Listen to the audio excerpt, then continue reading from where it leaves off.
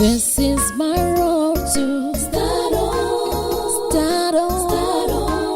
Stardom. Iṣẹ́ oríran mi ni mo ṣe. Iṣẹ́ oríran mi mo ṣe.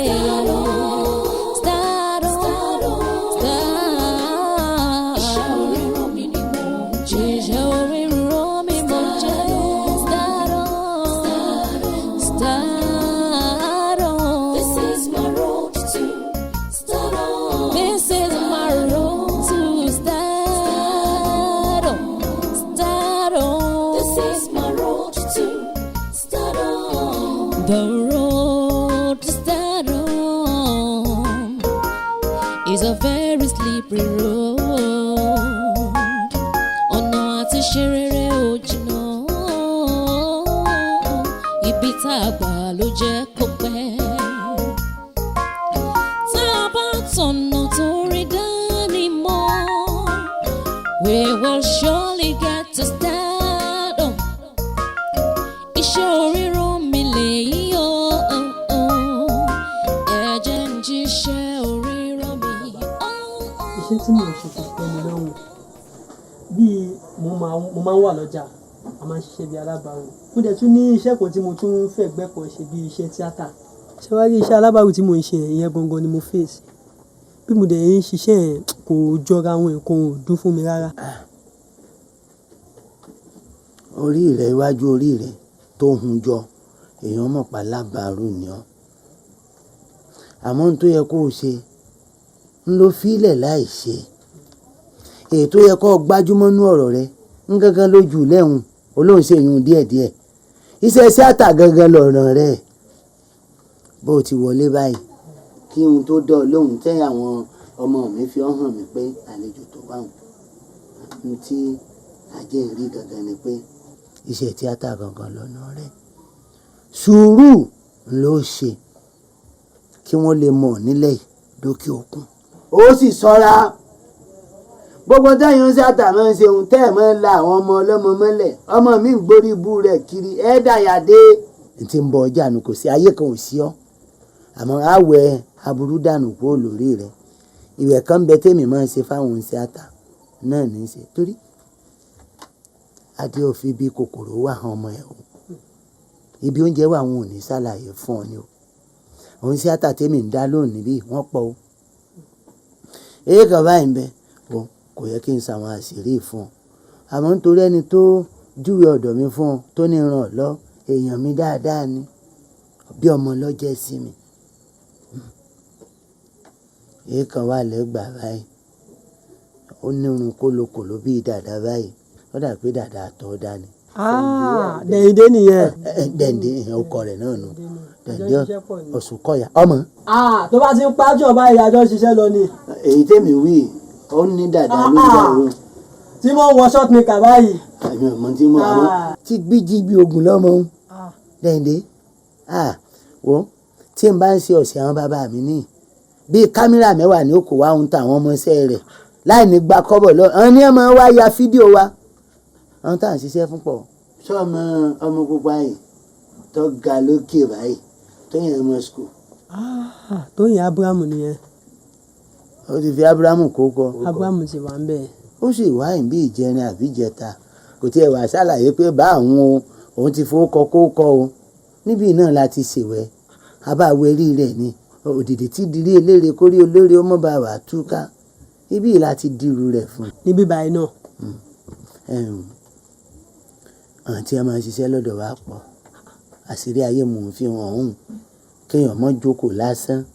Èyí kan báyìí èyí kan tó wà ní ọmọ Bello. Alhaji wọ́n sì lọ mọ́kàn last year. Mo wo àfá àti fi ń bojú o. Ibí láti parí iṣẹ́ fún ògùn ń bẹ lọ́rẹ̀ o àwa la ṣe fún. Èyí kan tó ga tó wà ń bàdàn mí ìwà Adémọ́lá àbí kí ni ẹ sọ táwọn èèyàn máa ń rò pé Jésù ní dì mú kí.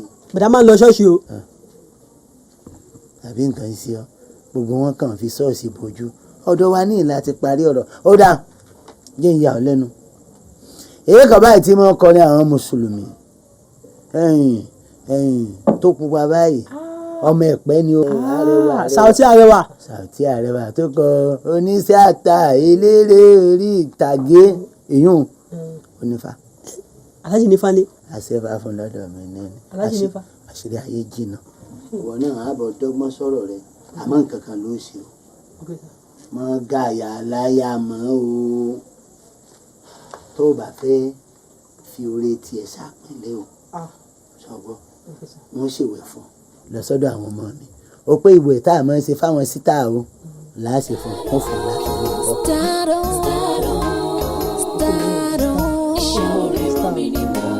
Iṣẹ́ oríran mi mo ṣe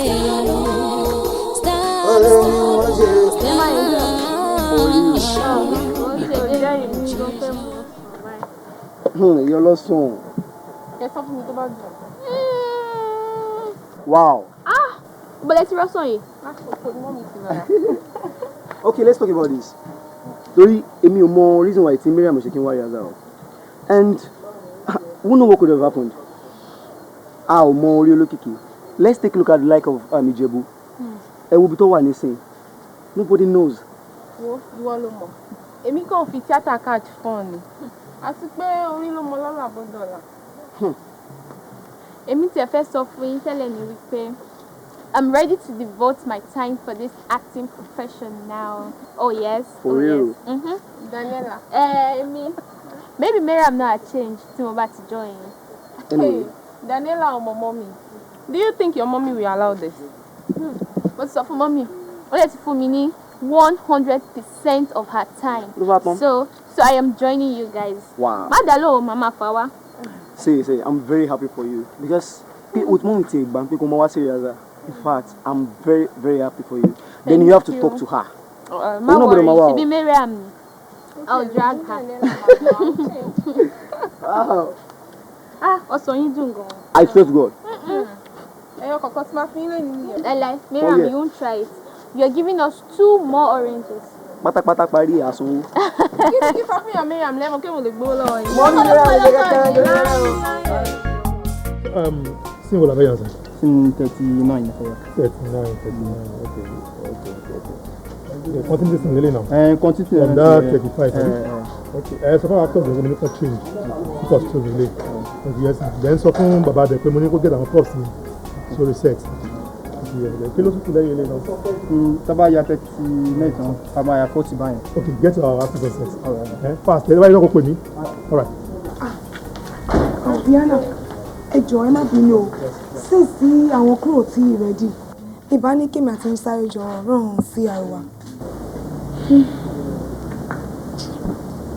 Ibo ló ti rí Mbesa.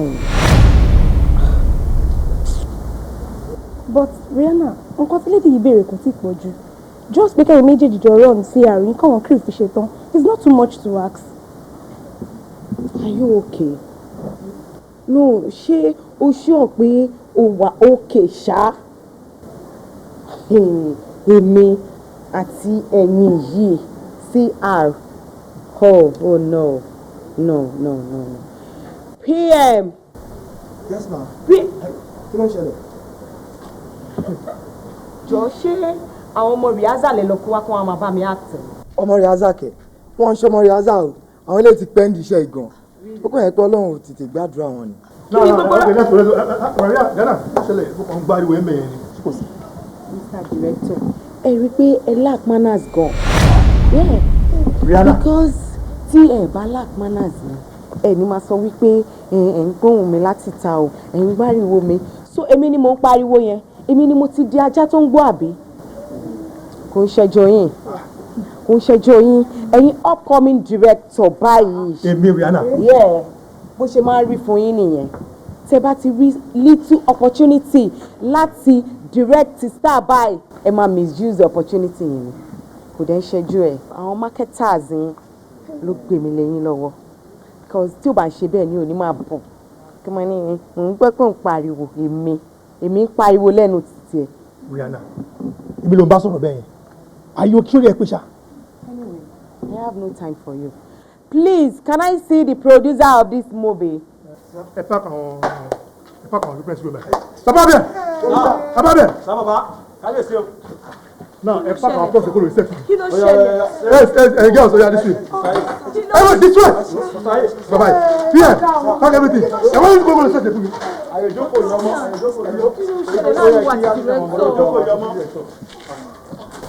Kí ló ṣẹlẹ̀? Kí ló ṣe yín tẹ̀ ń gbọ̀n? Kí ló ṣe yín? Kí ló ṣẹlẹ̀? Rihanna, now what is happening? Kí ló ṣe wà àti director? Mi ò wà comfortable lórí set yìí. Ẹ ní láti change bóyá director or me, please. Why? Because mi ò wà okay. Àwọn ọmọ rehearsal náà kó wá pẹ̀lú mi now.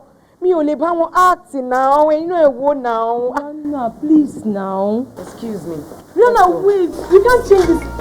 Bye bye, oh, rọra ṣe. Mi ò bá ṣe dé pé a tètè mákẹ́tà bí wọ́n máa lè bá fún mi.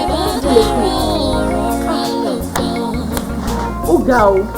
Ilẹ̀ ọ̀gẹ́rẹ́ àfọ̀kàn bó tilẹ̀ tó náà ni o.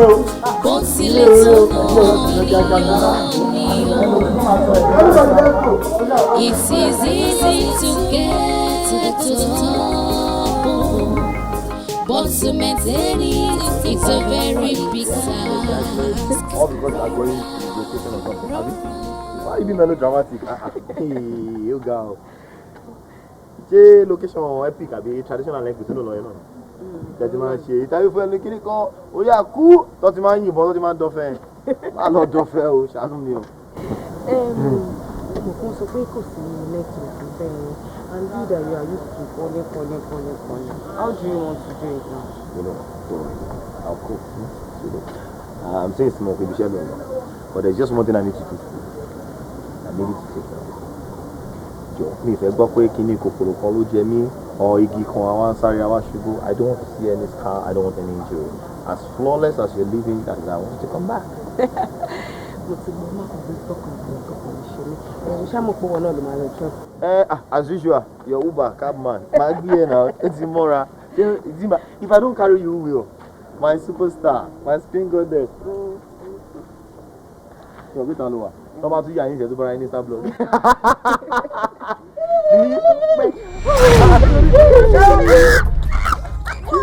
Kí ló yẹ ní sùúrù? Kí ló dé? Kí ló ṣẹlẹ̀? Kí ló ṣe yín? Kí lẹ? Please, can we take a selfie with you? Please, take it easy. Bẹ́ẹ̀ wá yàn ọ̀gá. Kí ló ṣe yín? Ṣájà bù yín jẹ́ ní ọbẹ̀ ṣe ń ṣe. Ṣé wàá òkè ṣáṣẹ́ ti wẹ̀ ọ́ bí gbogbo ara ń ṣe ń rùn? Please, Madam Celebrity, why are you talking to us like this? Ìwọ̀n lẹ̀ jẹ́ kó sọ̀rọ̀. Ebú wa kẹ́ ẹ gbà kẹ́ àbí aríyìn là ń pè tábàárí àwọn máa pè lómi ṣé ti gbọ́. Ẹ má bínú Uncle Bob, ẹ take it easy. Kò yé mi mọ bí tí máa categorize ṣe bí ọkùnrin àwọn obìnrin pè ní Bob yẹn wà láàrin. Uncle whatever ṣé ti gbọ́ ẹbí wọn kọ́ náà awáláyà là ń kí wọn náà adẹ̀rí wọn là ń pè wọn tábàárí wọn máa pè lómi ṣé ti gbọ́ ẹ tó kó sàṣọdí àlùbọ́ sí ilé ìwé ní tẹ̀ ń bá kà. Adàbí àkísẹ́ rẹ̀. Bob and Jacob.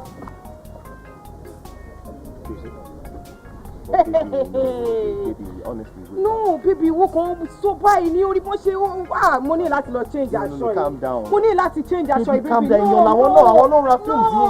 You don't have to be like this towards your fans. Yóò máa sáwọn kò sí wọn náà. Ó kò jẹ́ kí Jacob àti Bob dé ìrọ̀rùn lára rẹ̀. But honestly, baby, ṣé wọ́n rò ó kàn? Come on, medium shot. Scene 26, take 1.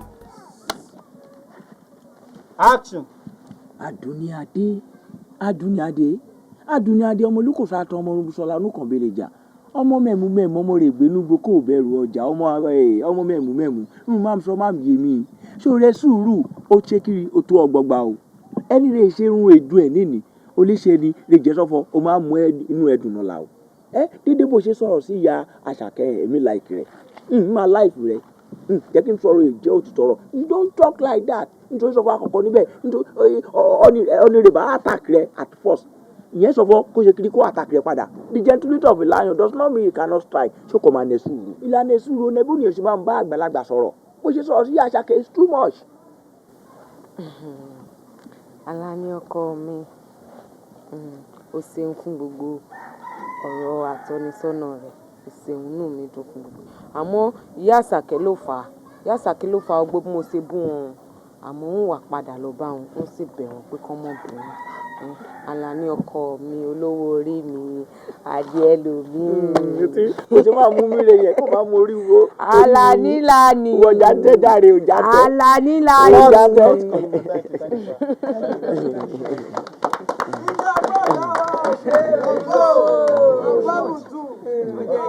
Oyè rẹ. Ẹ ṣé gan. Mo really love iṣẹ́ yìí méjèèjì. Thank you.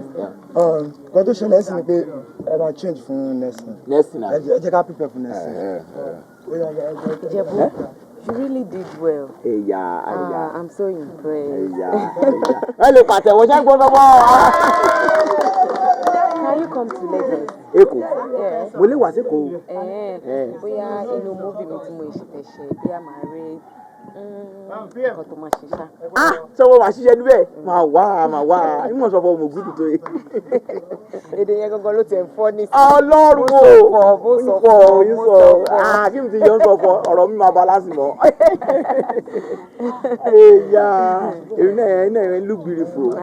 You look gorgeous. Thank you. Alpha, ẹ̀yin girl ṣe wà okay. Ẹ̀kan yẹn tí mo rí mi ò lè wá bá yín cause mo rí pé wọ́n shoot lọ́wọ́. Kí ló ń ṣẹlẹ̀? But look at how this popular star is being taken care of. Ó mà dà kéèyàn lórúkọ nídìí iṣẹ́ tíátà yìí o. Look at you. Kékeré ló ṣì rí yẹn. She's being referred to as the queen of the screen, and she deserves it. I just hope one day I'll be honored like her. Amen. You guys can do it. Ìyẹn kàn ní láti múṣẹ́ ìlú kúnkúndùn ni cause ẹni tó bá máa ga láyé yìí ẹsẹ̀ àtẹ̀rín.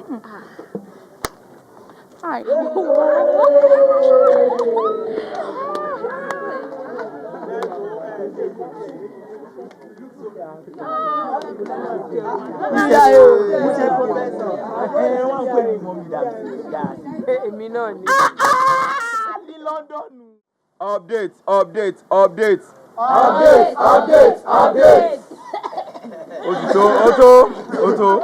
tó. Ṣé mo sọ fọ iye rẹ̀? Wọ́n ti kìlọ̀ mí láì mòye gbà. O má máa wá sí rí àṣà. O má máa jí owó iye rẹ̀. Ṣé àmjálè nìbẹ̀? Ẹ filẹ̀ ọ̀rọ̀ rẹ̀ àbọ̀ àbá. Mo kí dédé ẹ náà kọ sí fún iṣẹ́ àṣenàjọ sí. Ọlọ́run àtúbọ̀ gbọ́ àdúrà ẹni. Mo kọ́ fẹ́ yẹ kí dédé ẹni mọ̀ sọ fọ nra àmṣe ẹni rè bá fórí tì ìyẹn iṣẹ́ tíátà yìí òun rè má ṣe kiri òun rè má là nídìí rẹ o. Nítorí sọ fọ àkọ́kọ́ níbẹ̀ ṣe rí bá ẹni abroscodi Ògúndé wọ́n fi èpè kan lélẹ̀ kó tó sọ fọ ọkù. Èpè wọn ṣẹ́ ni sọ fọ ẹni tí ò bá ti jẹ̀yà iṣẹ́ yìí kò ní jèrè ẹ̀. Onídọ̀rọ̀ kún ẹ jẹ̀yà nídìí rẹ̀ kẹ́ bá lè ṣe kiri kẹ́ bá lè jèrè kókó ibẹ̀ gọ́gọ́ rẹ̀ yẹn àgbọn ẹ̀gbọ́ dídẹ ẹni rẹ̀ má jèrè iṣẹ́ yìí o. Kí ṣẹlẹ̀? Ọ̀gá, ẹ dákun. Kí ṣẹlẹ̀? Mo fẹ́ apologize Alao. Ẹ dákun ẹ forgiveness gbogbo àpapọ̀. Ó yá lájókòó jọ. Kò ní ọpọlọ ń tẹ náà rè kú ọ̀nà ní síwájú. Bí mi ṣe ń sọ̀rọ̀ jáde. Shut up. Má ní ẹni ara ògbé àga wa láti lérun ẹ. Ìjọ́rò máa wà níbi èsì kápẹ́tà ìbá rẹ̀ mú wa. Bí mi ṣe ń sọ̀rọ̀ jáde, ẹ jẹ́ ká máa wúwa rè dá. Àgbọn ẹ̀gbọ́ nítorí sọ̀fọ̀ dédé ro nìyọ̀bá ṣe náà yé ní o máa ṣe kiri ní o máa gbẹ̀sán rẹ̀ lẹ́sẹ̀kẹsẹ̀ kókó lè jẹ́ kókó níbẹ̀ Daniela kújoko wọn náà ti dídé.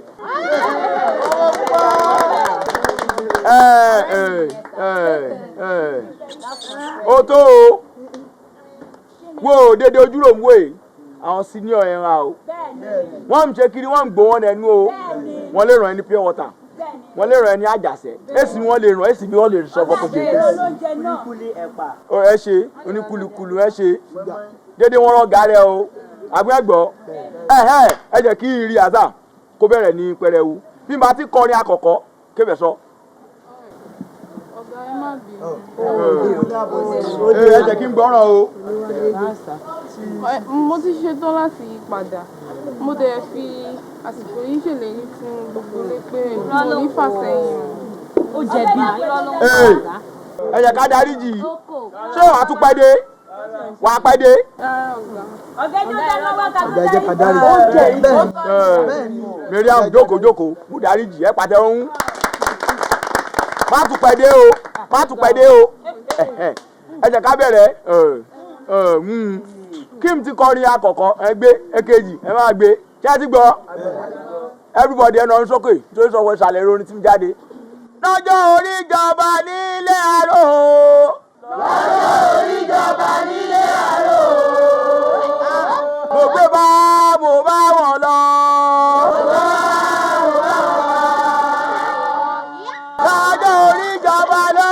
pẹ́ o. lọ́jọ́ orí ọba lókè pẹ́ o. mo gbé bá mo bá wọn lọ. mo gbé bá mo bá wọn lọ. everybody á dìde. mo gbé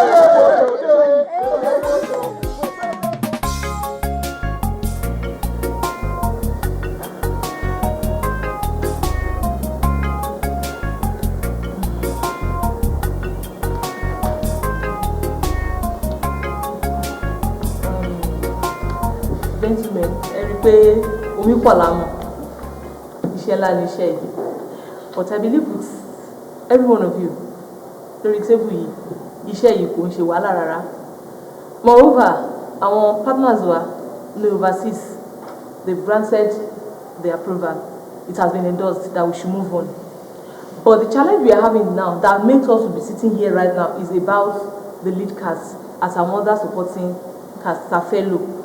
I don't know if you have anyone in mind tí ó lè ṣe lead cast fún wa nínú iṣẹ́ ṣe pé big project ni.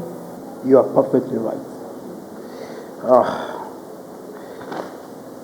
Ọ̀rọ̀ script yìí kì í ṣe nǹkan tí a lè fi sentiment sí àtọ̀ because to me ọ̀rọ̀ lead cast ẹ̀ náà fún mi náà ní concern like seriously because èmi believe pé èèyàn tó kówó sílẹ̀ tó invest pé òun fẹ́ ṣe movie owó náà ló náà wá tó bá dẹ̀ rí owó iná ló máa kí wa pé àkóṣe ẹ jẹ́ ká ṣe mí but to me I believe we should handle everything to Mr. Andrew.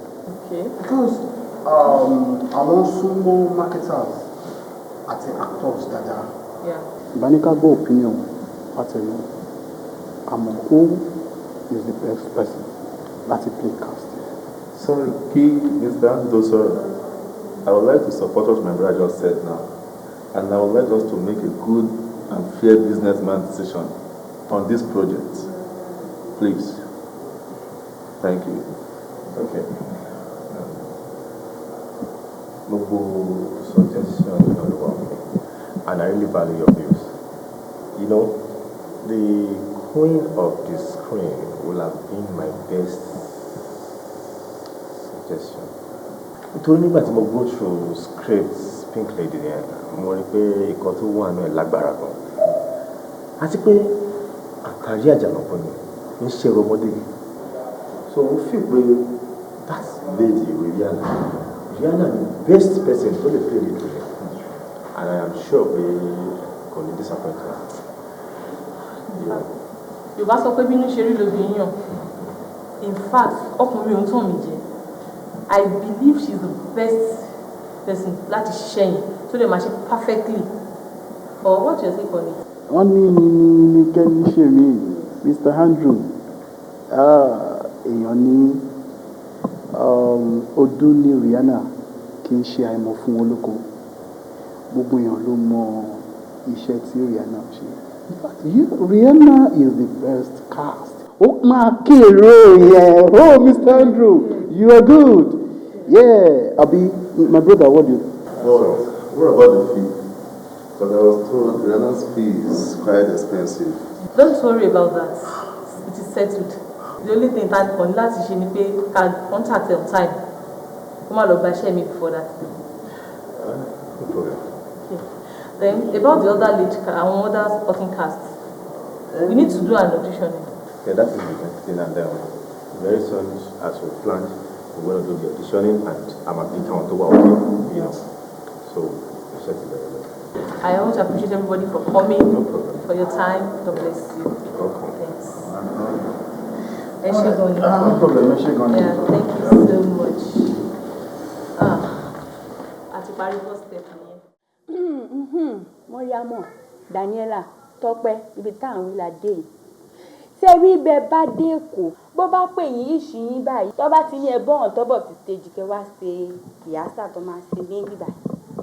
Bó bá ti wá sọ fún yín wá ní projection, sọ̀rọ̀ sókè ló jẹ́ bẹ́ẹ̀ o. Bó bá ṣe pé ẹ mọ̀ sọ ni tẹ́ ẹ mọ̀, ọ̀gá òní ni wálé wá kọ́ yín. Béèyàn bá kọ́ yín mọ́ dákẹ́ ni ẹ dákẹ́ bí bá ń kọ́ yín. Bó bá ti ní kẹ́ projection, kẹ́ sọ̀rọ̀ sókè ló jẹ́ bẹ́ẹ̀. Bó bá sì wá fún yín ní àwọn scripted tó mọ́ ń fún wa yẹn, bọ́ ní a mọ̀ kà. Bẹ́ẹ̀ bá ti dé bẹ́ẹ̀, kò ní kí ẹ mọ tẹnu bọ ara yín lẹ́nu báyìí bẹ́ẹ̀ máa ń tẹ wọ́n burú lẹ́kọ̀ọ́ tẹ́lẹ̀ òdìdẹ́ tán wọn gba gbẹ́gbẹ́ àwa ti débẹ̀ àti mọ bí ṣe ń rí o bẹ́ẹ̀ bá débẹ̀ bẹ́ẹ̀ bá lọ kọrẹ́sàn bẹ́ẹ̀ ṣe ń kọrẹ́sàn mi tíyín tanu ẹ padà sábúlé ni o. ṣé wọ́n ti lọ sí ìkórè náà. àwa ti lọ bẹ́ẹ̀ a ti lọ bẹ́ẹ̀ a ti rí bí ṣe ń ṣe wọ́n bẹ́ẹ̀ ṣe mọ ṣe yín là ń sọ yìí bẹ́ẹ̀ bá ti débẹ̀ ẹ mọ̀ kọrẹ́sàn dìde tọ̀ o a ní ká fún yín láyè kẹlọ ní kẹlọ bí ṣe ń rí kẹlọ mẹ́nu ẹ̀ tó ti yé yín bẹ́ẹ̀ bá débẹ̀ dákun wọ́n bá sì wá débẹ̀ bá máa bá ní wọ́n máa ní kẹ wákàtí wọ́kín ẹ bá ti wá débẹ̀ bá ti wá ní kẹ wákàtí wọ́kín wọ́n yóò dáwọ́ tẹ̀lẹ̀ ẹ̀ wọ́n mọ nìdí olóńgbò. tí ìbọ̀lẹ̀ fẹ́ gbọ́ ni àbọ̀rù ẹnu mi ẹ sáwọ́ bulẹ̀ proof ẹjọ́ máa tilẹ̀ mọ́ yín lára ẹ̀ mọ̀ ìyọ̀ bẹ́ẹ̀ bá délé. ó ti yé wa.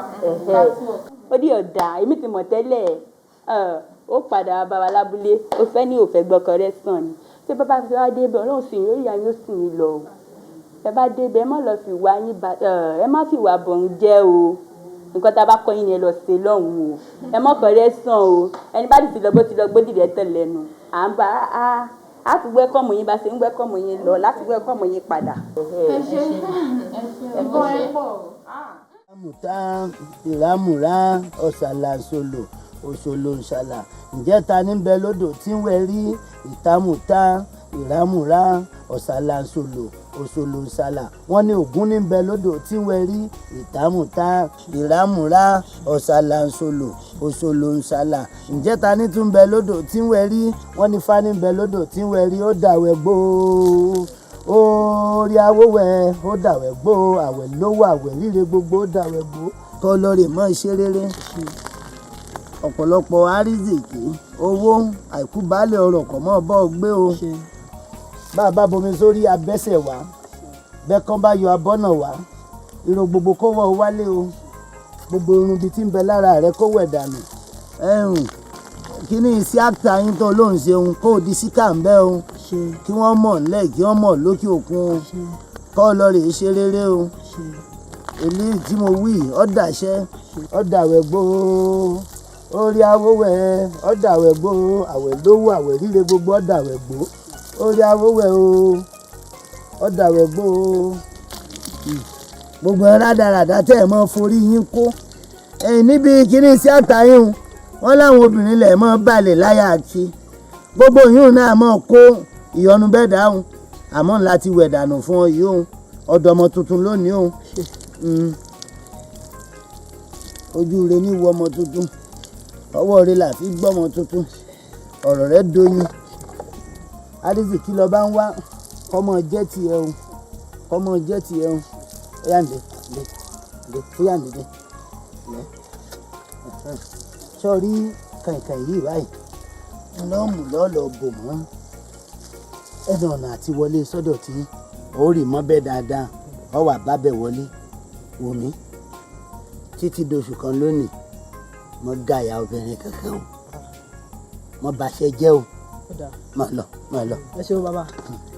alágbàwí ayé o alágbàwí ọ̀run o bákùkọ gàlàjà bá kọ láyé ẹlẹgbẹ́ rẹ̀ wọ́n á gbà lọ́rùn rẹ̀ èyí tí mo wí lónìí ọ́ dàṣẹ́ ọ̀rọ̀ bá balẹ̀ á di ìtàn èyí tí mo wí lónìí ọ́ dàṣẹ́ ìtọ́ ò ní balẹ̀ kò tún yẹnu mọ́ èyí tí mo wí lónìí ọ́ dàṣẹ́ bákùkọ gàlàjà bá kọ láyé ẹlẹgbẹ́ rẹ̀ wọ́n á gbà lọ́rùn rẹ̀ wò. bàbá nǹkan kan ni mo wẹ́ kí bá mi ṣe gbogbo àwọn ọ̀rẹ́ mi tó ń ralẹ̀ níbi tí mo ralẹ̀ sínsìn àwọn tẹ̀lé omi débẹ̀ ni wọ́n ní gbogbo ilẹ̀ wọn ti gbà tán. ó lọ́ọ̀rẹ́ mi kankan tó ẹ̀ṣẹ̀ ralẹ̀ bíi 5 acres síbẹ̀ wọ́n dẹ̀ gba 5 acres yẹn lọ́wọ́ ẹ̀. éèkà márùn tán. bẹ́ẹ̀ ni bàbá. nígbà lọ́ọ̀rẹ̀. bẹ́ẹ̀ ni bàbá. èyí ò dáa. many people náà ti gbalẹ̀ wọn tán. ọ̀rẹ́ rẹ ni many people náà. no bàbá many people yẹn ni gbogbo àwọn èèyàn tó ń ralẹ̀ síbẹ̀. àwọn èèyàn míì tọrọ alẹ̀ ní jẹ́ many people. bàtí mi dẹ́ẹ̀dì máa ń pè kí n má lọ máa fojú kékeré wo ọ̀rọ̀ yìí bó ṣe ń lọ pé kí wọ́n bá yín kàn fún mi lẹ́yìn omi tí mo lè wá bá ju ẹ̀yin náà lọ. ọ̀kan tó mi kàn fẹ́ kẹ́ ẹ ṣe fún mi sí ni pé sẹ́rú ilẹ̀ mo fẹ́ pé kẹ́ ẹ ṣe síbẹ̀ pé anybody tó bá ti débẹ̀ ìbájọba ìbájẹ aráàlú anybody tó bá ti débẹ̀ kó gbẹ látòkè kanlẹ̀ báyìí ni kó gbẹ pátápátá kó ṣe má rí nǹkankan kó má lè dé orí ilẹ̀ yẹn mọ́. báyọ̀ nílé bàbá o ntọ́fẹ́ nu ọmọ mi ni wọ́n ṣe nítorí bá ṣe ń fẹ́ ó yẹ kémi náà bọ́ fẹ́ àmọ́ wò mí dáadáa kí ni kọ́là aṣọ tí ń bẹ lọ́rùn mi. bàbá funfun ni. kọ́là lèmi nǹkan. Funfun lẹ́lẹ́ ni. Òòṣà bàbá mi kí ni kọ́là rẹ̀? Funfun. Funfun ni. Èyí ò túmọ̀ sí pé funfun lójú Olódùmarè. Awo funfun láwo tiwa. Adákẹ́jẹ́ ìṣèkà ìmọ̀ gbèjà ni. Ọ̀ṣun Báyọ̀lé gbogbo ẹ̀mí tí èèyàn bá pa láyé Olódùmarè ó béèrè rẹ̀. Ọ̀gbọ̀ bí ìwé àwọn kìrìsìtẹ́nì bíbélì wọn ṣe wí ni. Ó ní ẹ̀ ń bá ti pàṣẹ ẹ̀dà pani àti pàṣẹ ẹ̀dà náà láti pàṣán. Béèyàn bá pààyàn wọ́n pa o. Kò sọgbọ́n tá a dá sí irú ẹ̀. Nígbà èèyàn fẹ́ ga láyé tó wá rò pé kí tẹnìkan bàjẹ́ Olódùmarè ó padà bá tiẹ̀ náà jẹ́. Ọmọ mi ló ṣe ó ní tí ń ṣe fún ọ. Èmi ò bọ̀ ṣe nǹkan tó jẹ́ pé lórí ilẹ̀ rẹ̀ ń àgbàdo tó bá wà ní ògò èyí ò dáwò mọ́jú fàdí sórí ilẹ̀ rẹ̀ ń wọn ò ní gbà lọ́rẹ́. Tá a bá gbálé tá a bá gbáta àtànlá darí ẹ̀ sí. Bí a bá pabi nǹkan ṣe là á yọ tòfò aṣọ tọ̀. Ilẹ̀ rẹ̀ wọ́n dá sí fún ọ ni ẹnìkan adébẹ̀. Bàbá o. Àmọ́ wò mí Báyọ̀lé má lẹ̀fà ní lọ́kàn pọ̀ gbẹ̀mí èèyàn o. Ẹ ń bá gbẹ̀mí èèyàn Ọlọ́run wò ó á sì rojọba àdọ́run. Ẹ mọ̀ sí kà láyé torí àmì rọrùn. Ẹ mọ̀ sí kà láyé o torí àmì rọrùn. Tá a bá ti débòde àoròjọ́. The road to Stardom is a very slippery road. Ọ̀nà àti ṣe rere ò jìnnà. Ibi tá a gbà ló jẹ́ kó pẹ́. Tá a bá tọ̀nà tó rí dání mọ́, we will surely get to Stardom. Iṣẹ́ oríran mi lèyí o. Ẹ̀jẹ̀ ń jíṣẹ́ oríran mi.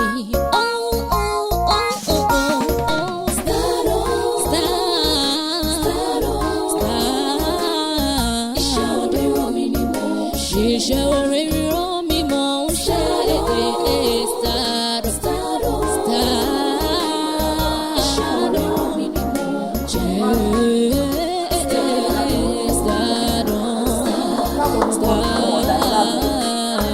This is my road to Stardom. Fúnmiláyọ̀ bọ́ta kó wá kówó mi fún mi o. Hey, sorry. Fúnmiláyọ̀ gbẹ tí mo kówó sí ìbáyìí tó kú ìwọ́dà ìbọ̀lọ́ tí wọ́n bọ̀rẹ̀ gbélé mo bọ́ mọ̀ gbélé ẹbí wa gbà mí ìyára lé ìwò yọ̀ ìgbà mo kó. Fúnmiláyọ̀ bọ́ta wọ́n wà láàmì o. Má ṣe wèrè fẹ́ máa kówó síbi kan wọ́n lè máa kó. Thank you. Can go. Next.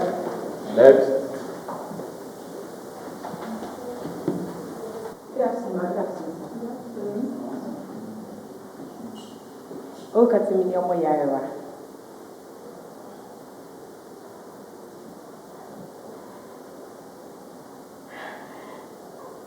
Jọ pìkẹ̀ náà. Ayé mi.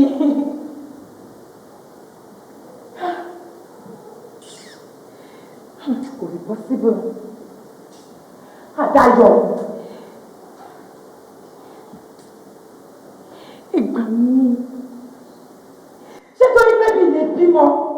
Ní Dayọ̀ ṣe sọ fún mi pé mo ṣe mọ́. Dayọ̀ filé sílẹ̀. Dayọ̀, ètò bá ní kí la ṣe òun là ṣe wọ̀ o. Wọ́n mọ̀ bí ẹ̀dá. Tó yẹ pé torí ti ẹni mo ṣe. Thank you. Can go. Next person, please.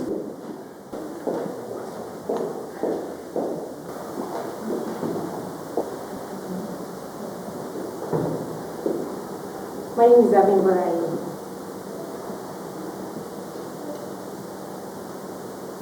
Jolade, where do you think you're going to? Jolade, níbo ló ti ń bọ̀? Ta ló sọ fún kó tó pò ní ilé? Jolade, kò wá wà ọ̀rọ̀ ìdàtọ̀ mọ̀. tó o ti wà ní yunifásitì wọ́n wá kúrò nínú ilé mi ò ní sọ fún mi. Thank you, thank you. Next.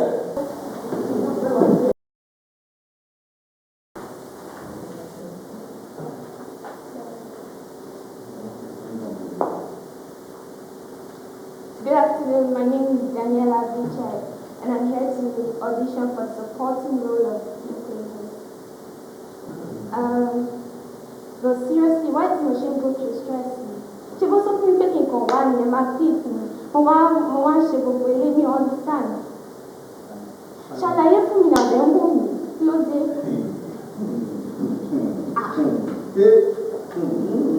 Did he actually ask you to come? But when you collected money from me, that should just come here and you give me the role. Oh, thank you, thank you. No. Don't let her go.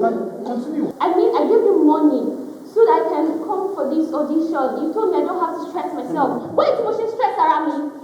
Why? I want something more, please. As in, how fantastic. Come on. This is my partner. Fantastic. It's okay, thank you. You have my phone. Thank you. Next person, please.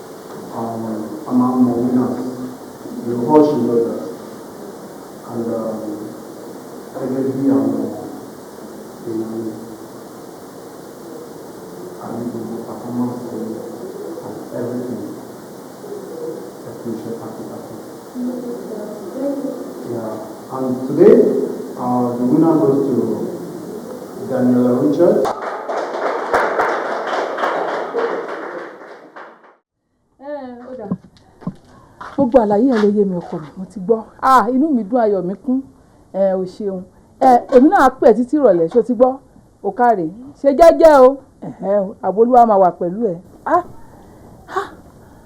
Ọlọ́run mo dúpẹ́ Ọlọ́run mo dúpẹ́ tí n bá dúpẹ́ mo ya aláìmoore ní Ọlọ́run mo dúpẹ́ tí n bá dúpẹ́ mo ya aláìmoore ní.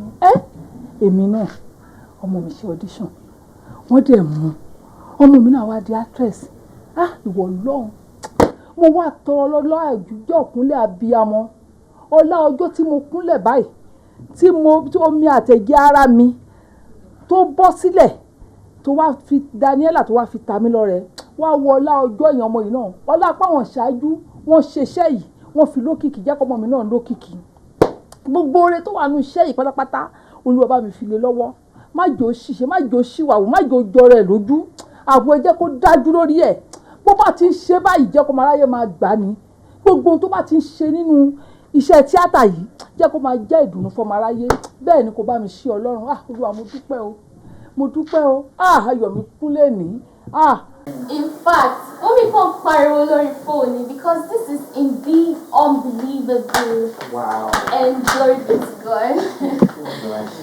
Auntie Carol, thank you for accommodating us and for being there for us. My darling, you're most welcome. I can't believe this either.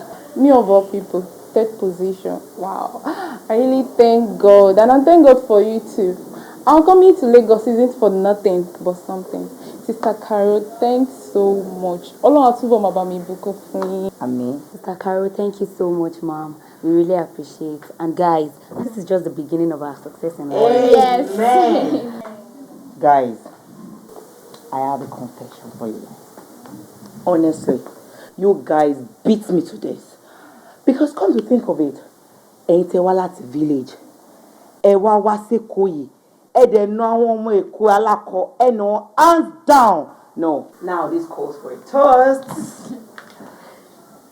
Let's have a toast to new beginning. Amen. More successful stories in your life. Cheers, guys. Cheers. Cheers. And this is to more successul stories. Everything should be my shit. Like bar alone. Hip hip hip. Hip hip hip. So, the food is almost ready.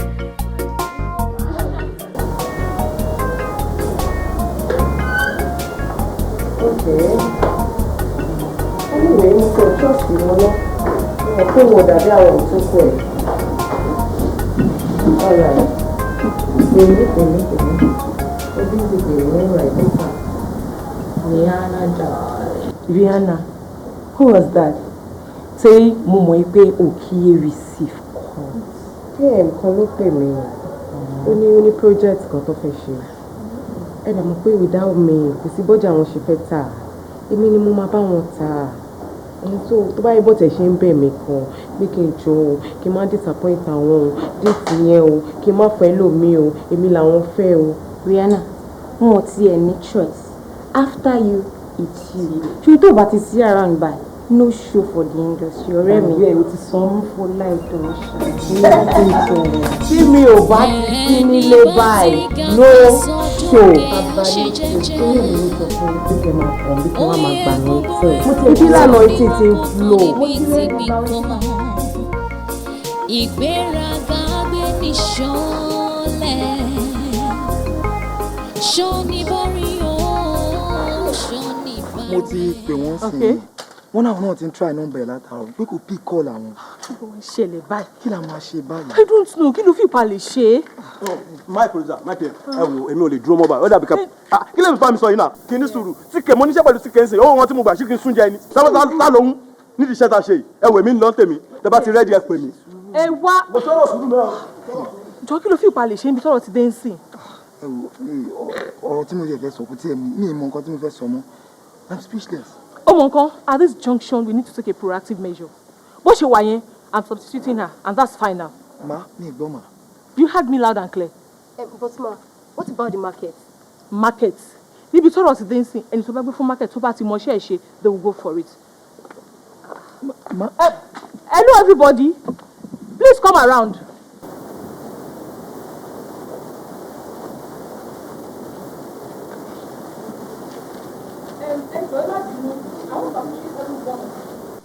Gbogbo ilẹ̀ mọ̀ pé Lijo wa là ń dúró de which is Rihanna, the queen of the screen.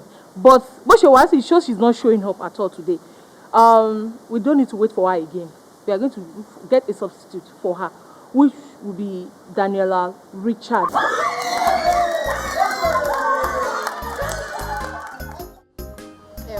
Àwọn makeup sí mo rà last time yẹn gbogbo ló ti tán mo ò ṣọ́ọ̀pọ̀ original ni torí ó pọ̀ tètè tán bẹ́ẹ̀. Original ni ẹ ṣáà mọ̀ pé nǹkan tí mo bá ta original. Anyways fún mi ní Zion fún mi ní colour 1 and 3 then fún mi ní bit gold and then Daniela, hello. Miriam, what's up? I'm fine. You can't remember my face. No, do you remember? I mean, mo ṣe makeup ní location Talababo. Oh my, hi. That's the car also remember. To fi ṣalájú odò and then ìwọ ló ṣe ọmọ owó. How are you? Been? I'm fine. I'm fine too, thank you. You came to shop? Yeah, and I must confess, she's really been doing good. Oh, thank you. Excuse me.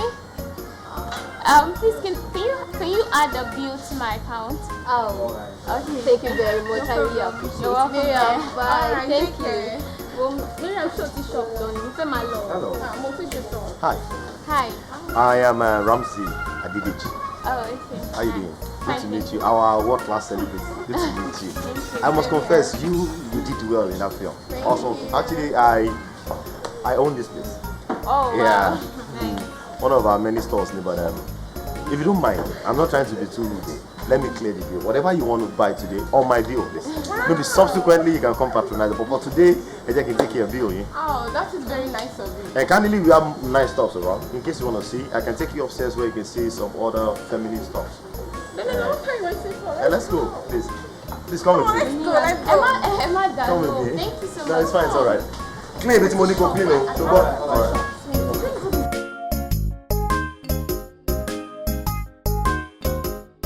Good afternoon, ma'am. We are from the Digitance TV, ma'am. Good afternoon, and you're welcome. Pink Lady was a blockbuster movie. Can you share us your experience with the public, ma'am? First of all, thanks to God Almighty. The public has been amazing so far. I just hope you guys keep supporting the brand and keep supporting me. Thank you. Briefly, ma'am, before you leave, can you share us what we should be expecting before the year runs out? God doeth all things. Just watch out for the very best of Pink Lady. Thank you. Thank you, ma'am.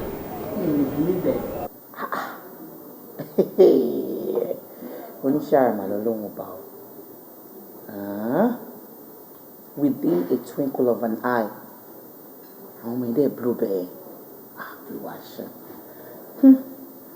Okay, I'm so happy. I'm so happy. You know me, my doing Daniela.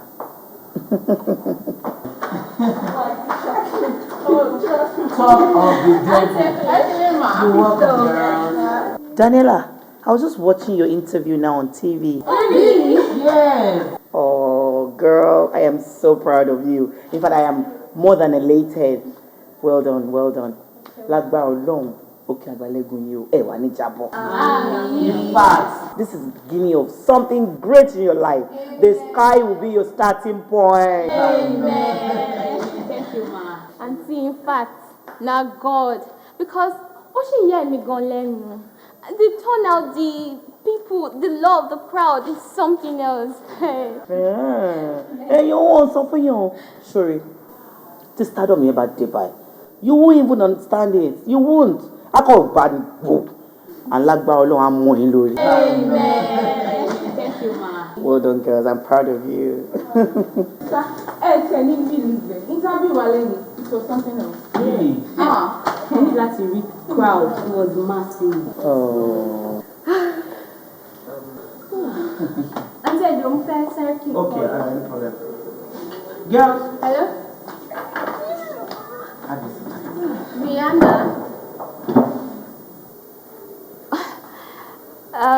Thank you. I appreciate. Okay, bye. Wow. Same Rihanna, of course. Rihanna, she filmed. Yes, auntie. Kilo beso. She congratulated me that Ibrahim àti àsìkò mi náà ni that she's happy for me. Stardom is a very slippery road. Ọ̀nà àti ṣe rere ò jìnnà. Ibi tá a gbà ló jẹ́ kó pẹ́. Tá a bá tọ̀nà tó rí dání mọ́, we will surely get to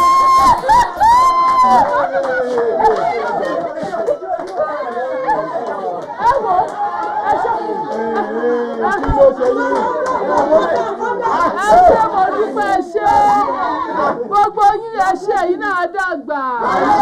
Àwọn mi ní àjèrè yín. Gbogbo ẹ̀yin ọmọ ìlú Gbádébọ̀ yẹn ṣoríire. Ẹ̀wọ̀n ọmọ dúpẹ́ kú àkọlé mi ẹ ṣeun. Let's stay quiet. Lẹ́ẹ̀kan sí ẹ máa jó kẹ́ máa yọ̀. Yẹ́n ẹ máa jó kẹ́ máa yọ̀. Ṣé rí ẹ má yẹ kí n purọ́ tán yẹn?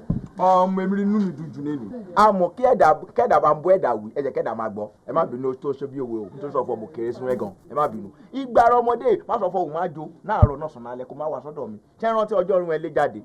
ọjọ́ òjò ń rọ̀ kó ẹ lé sínú òjò kó bẹ̀rẹ̀ sí tó yẹ ọ̀gá mi o mọ́mì mi lè mi jáde ṣé ẹ rántí náà ṣé ẹ ti rí dédé náà káká sọ ògo ìlú ẹni rèé o Daniel òun rè lọ kó bọ̀ kó win competition rèé o ẹ jẹ́ ká máa bọ́ ara ẹni wí o ẹ jọ màmá ká sọ ẹ gan lè jò wọ́n lè gbà penalty lọ́tọ́ yìí wọ́n lè pa generator shrine ìfẹ́ ṣe wáyé kẹ́gbọ́ ta ló pa generator shrine gbẹ́gbẹ́gbẹ́ ẹ má jọ ọmọ rí nǹkan ẹ yé lu.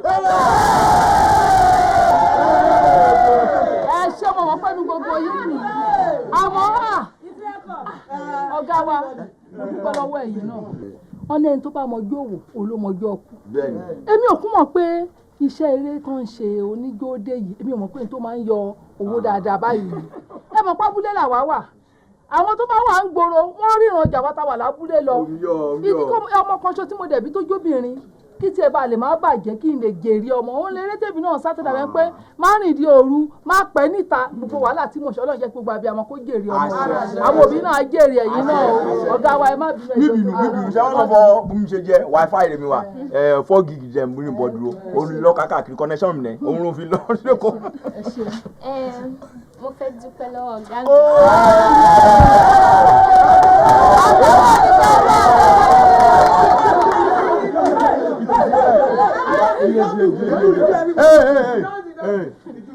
Ọlọ́run á bá mi túbọ̀ máa fà yín lọ́wọ́ sí. Agbẹ́mi náà sókè aṣẹ́jà rẹ̀ ọmọ dáadáa mo ṣe máa jẹ́rìí ẹ̀ kọ́ńfàmù wa. ẹ ṣé mo dá wa ẹ ṣé mo wá dúpẹ́ lọ́wọ́ gbogbo yín ẹ ṣé gan-an o ṣé wá rí ìpadà yín tún ku ẹ̀ǹkan o torí tó bá di ìrọ̀lẹ́ mo fẹ́ kẹ́ tún darí wá kódà tẹ́ bá tún pọ̀ jù báyìí lọ kò séèwọ̀ ṣé ẹ rí jíjẹ mímu ìrọ̀rùn nílé nì.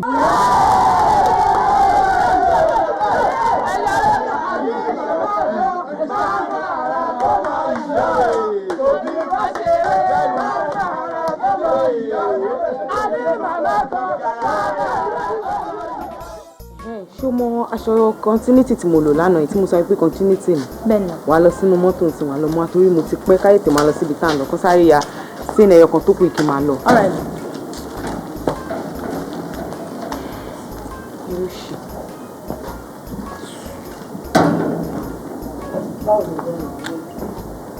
Hello there. Tí nǹkan náà ló kù tí mo fẹ́ ṣe Buhari mi soon. All right, baby. Rihanna, báwo ni? How are you? Fine. Mo bọ̀ mo lọ sí òkè. All right. PM ẹ jọ̀ọ́ excuse me. Kí ló ṣẹlẹ̀ náà? Ẹyà sí mi ẹyọ kan tó kù kí n máa lọ. Mo ní nǹkan tí ó wà very important tí mo dẹ̀ gbọ́dọ̀ lọ ṣe báyìí. Ẹyà sí mi kan tó kù kí n máa lọ. Ẹ má bínú ẹ rí i pé Daniela ti dé báyìí mo dẹ̀ ní láti ya gbogbo ṣẹ́ pátápátá kí n tó lè attend sí the person. Ṣé wàá okay ṣá? Yes, I am. Ẹ dẹ̀ mọ nǹkan tẹ́ ń sọ. Very very sure. Oh no, ẹ wà okay. Ẹ dẹ̀ mọ nǹkan tẹ́ ń sọ because tó bá yẹ pé ẹ wà okay ní tẹ́ dẹ̀ mọ nǹkan tẹ́ ń sọ. Ẹni sọ pé ẹ fẹ́ fi èmi sílẹ̀ kí lọ ya sí Daniela no ní o possible now. Oh sorry mi mọ̀ pé ẹ̀yin máa bold sí mi first.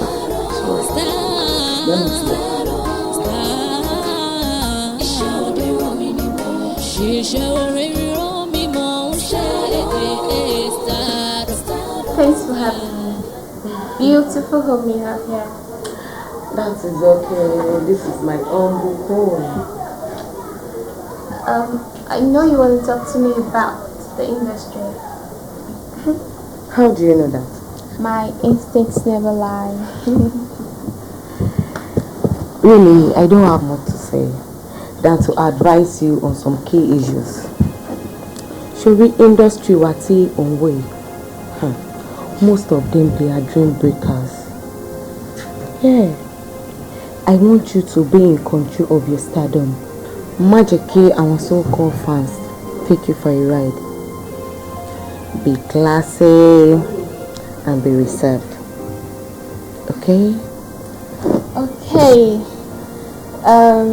You're not even theater, so definitely you're talking from experience. I just want to thank you for this rare advice you just gave me. God bless you. Hey man, Wumi, can I have my seed well? Okay now.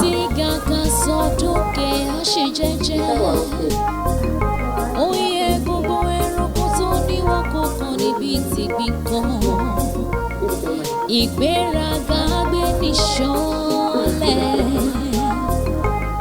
Ṣọ́ni borí o. Thank you so much. Oh, yes. I'll check when I'm available and get back to you. Alright. Bye. Where were you last night? Because I called Miriam and she told me you didn't sleep at all. So, where did you sleep? Yes, I didn't sleep at home. Rihanna invited me for dinner.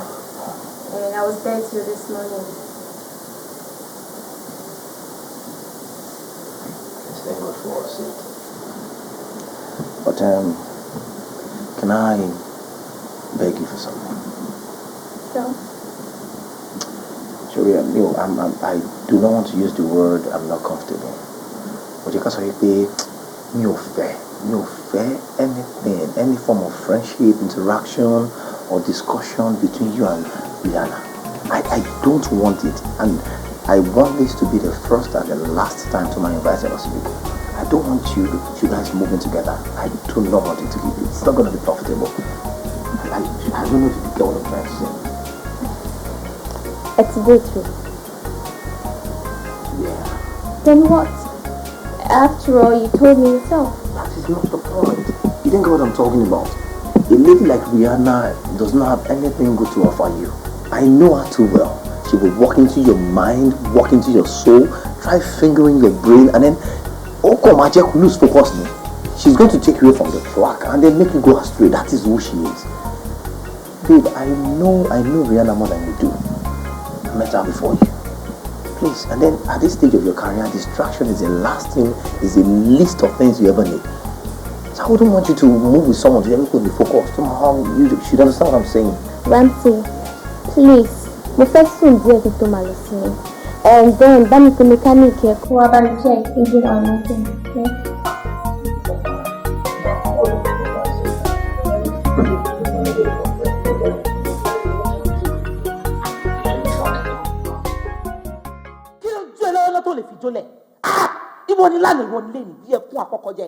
Everyone is talking about you. You're just being rude to everyone. Daniela, come back here. What has come over you? How are you shouting at me? Daniela, shut up! Do you realize it's my other sister you're talking to? Miriam, do you know who you're talking to? Who the hell are you? And then you have hey, go. Daniela. Stardom yet one warrior and they say, don't expect anybody more. Shop apartment meet ready. Okay. Thank you. No wonder. So what's the apartment? Don't need room sister me. I think I have overstayed my welcome in this house. Daniela. Hey. Come on. Oh my father, table. Don't worry. Madam, just leave her alone. Me take her, okay? Sister, show my Daniela. Báyé ó rọra ṣe o. Bí ìgbà rẹ̀ bá dára ó rọra ló gbà. Ilẹ̀ ọ̀gẹ́rẹ́ àfọkànyẹ̀rí. Ṣorí kìíní tó wà lọ́wọ́ mi. Talent ló máa ń fún. Actors, musicians, and other professionals. My dear, I can cultivate habits láti máa fara díẹ̀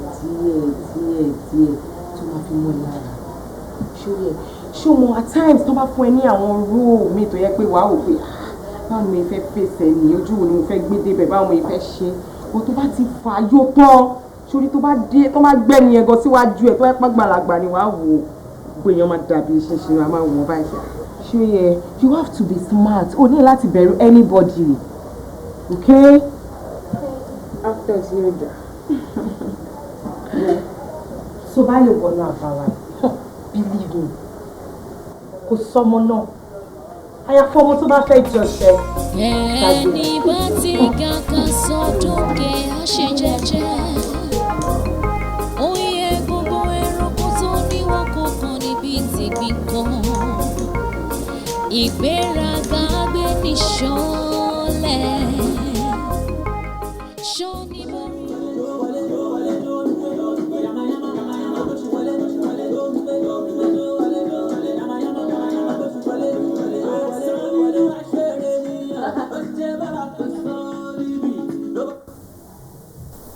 this?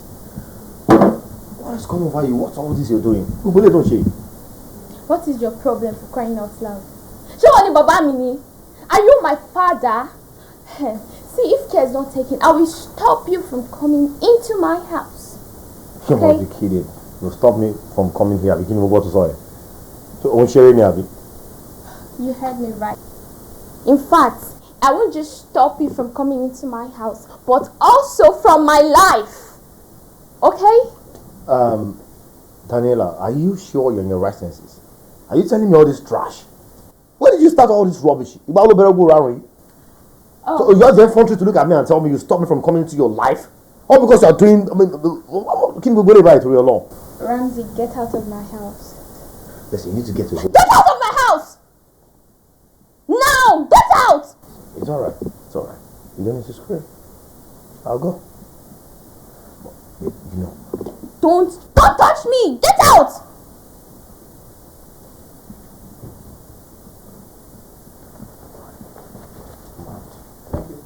PM, ọ̀rọ̀ yóò yé mi. Ẹ lọ track ẹ bẹ́ẹ̀ náà. A lè stop báyìí ẹ track ẹ bẹ́ẹ̀. Kò sí nǹkan tí mi tí fi bẹ̀ tán. Mo ti fọlọ́run bẹ̀, mo ti fọlọ́run bẹ̀. Kó tiẹ̀ yá parí iṣẹ́ yìí. Kò dá mi lóhùn.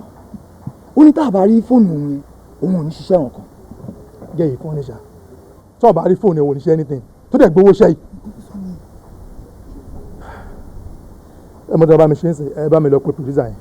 Bí kò máa bọ̀ fún wa rẹ̀ kó wá bá sọ̀rọ̀. Because èmi ò lè bẹ̀yàn.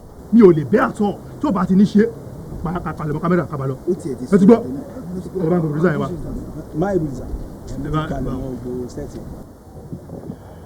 Ohun tó ṣẹlẹ̀ ń sìn ni pé girl Daniela yìí ó ní fóònù òun tó sọnù pé tí wọn ò bá rí fóònù yẹn òun ò lè ṣe anything. Mi ò dẹ̀ fẹ́ ohun tó máa dàgbà pé à ń yọ àwọn scenes yẹn kúrò nínú ara wọn mi ò fẹ́ ṣe so ẹ ká try ká get fóònù ẹ̀ fún ká lè continue ṣe. Ẹ wo director ó gbọ́ ọ̀rọ̀ fóònù tó ń sọ yóò yé mi o irú fóònù òṣù lọ́wọ́ máa wá lórí setting sìn àwọn àfi tí wọ́n dá tiwa dúró ó láwọn iṣẹ́ ta ti gbálẹ̀ tó ti tó lẹ́nà gbogbo nǹkan tó ń sọ yóò yé wa o. Set and props lẹ́yìn náà iṣẹ́ yín nìyẹn náà duty yín ni yes tẹ́ni actor yín bá ń lọ sórí set ẹ gba àwọn props ọwọ́ ẹ bá tọ́jú ẹ after the set ẹ kó fún padà ẹ ṣe yẹn ẹ wá complete òṣì mi báyìí. Kí la náà production manager fún kí ni iṣẹ́ production manager ṣé kò máa pín room nìkan ni àbí kò máa pín oúnjẹ kí iṣẹ́ tí wọ́n náà nìyẹn kò máa kó gbogbo nǹkan gbogbo anybody gbogbo báyìí. ṣe mọṣẹ́ ìṣá ṣe mọṣẹ́ ẹ ní sùúrù ẹ production manager tó mú wa délé ṣé onídìí wọn bá máa ṣẹ́rù ni I don't understand. ẹ wo ẹjẹ sọ a lè wọ anybody sí irú yẹn tó máa dẹ padà tajà gbogbo yìí tó ń sọ pé òun ṣiṣẹ́ mọ́ ẹ kò sí. ó dà pé orí ẹ ò kù wọ́n ló kówó lẹ̀ ni ìdí ọ̀sọ̀ dẹ̀. Ọlọ́run dẹ̀ mọ̀ pé tí mi ò bá rí fóònù I'm not doing anything again today. Pink lady o ṣáà ní sùúrù sórí tápátì ẹ̀wà wá fóònù yẹn táàrí rárá tàti wá táàrí I assure you producer ma replace ẹ fún ẹ. In fact mo jẹ ti gọ́ọ̀gù fóònù ọ̀hún gan. The phone is just 120,000 naira. Ẹ máa gbọ́ idioti fóònù tèmi 120,000 wá tá lọ guy ẹ lọ sọ fún producer yẹn òbó sọ ẹbí ikọ mi ò ṣiṣẹ́ mọ́. Hold on a máa resolve it just hold on sori ẹni tó nílé yẹn ó tún máa tó dé táyì tó lè fún wa ń sìn ṣáàjú tó bá ya sí nílé yìí. kí ló ṣẹlẹ̀ gan-an mo ti ṣẹ́ẹ̀tì kámẹ́rà látàárọ̀. àní àti expect kí ló ṣẹlẹ̀ gan-an. angu kan sókà tó wa ni káàsì tẹ pé ló ẹ má bí fáànù yìí bòyì kò sẹ́ni tó dá sí tó bá jẹ́ owó oúnjẹ ni gbogbo yín máa ti máa lé pm káàkiri kẹfẹ́ gbowó oúnjẹ àtọmọdé àtàgbà yín ṣọwọ́ wọn fowó oúnjẹ ṣe yín ni. kí ló ṣẹlẹ̀ ọgàn ṣé báyìí kọ́ ẹ̀yìn iṣẹ́ nìyẹn ni ó yẹ jẹ́ gbogbo ẹ̀ pm owó ilẹ̀ ẹ̀rọ rí mọ́ táwọn torí pé kúrò fẹ́ gbowó oúnjẹ òun lè máa sọ story àwọn aṣọ kúrò kọ́ ló ń ṣe gbogbo product à ń ṣe ni. ṣé oúnjẹ tó kọ́ yín nígbà tó ń kọ́ yín iṣẹ́ ni wo àti gbogbo sọ fún wọn déètì làwọn kúrò location yìí kò sẹ́ni tó máa lọ lé ní. ẹ wo báwo kẹ larí mọ́lẹ̀ kẹ fọ́rí mọ́lẹ̀ ẹ má bá ọ̀rọ̀ oúnjẹ tèèyàn má bá mi ṣe rárá kò sí ìkọ́ tó fẹ́ bọ́ lóògùn yẹn. ẹ ṣe sùúrù náà. iṣẹ́ ìbá ti dé ẹ̀ tí wàá ṣe ń lọ yìí ẹ̀ tí mọ̀ kankan. mi ò ṣiṣẹ́ in fact.